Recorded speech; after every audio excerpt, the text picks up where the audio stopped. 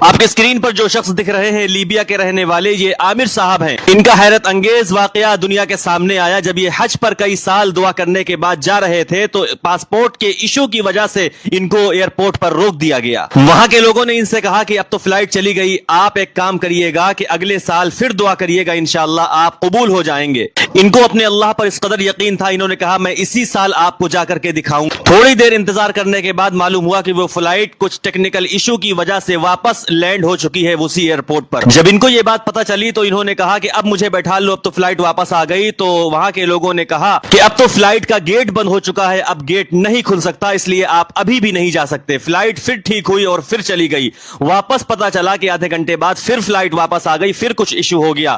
پھر وہاں کے پائلٹ نے کہا کہ جب تک یہ عامر صاحب ہماری فلائٹ پر نہیں بیٹھیں گے فلائٹ نہیں اڑ سکتی. پھر عامر صاحب کو فلائٹ پر بٹھایا گیا اور یہ بعافیت خیریت انہوں نے بتایا کہ میں مکہ پہنچ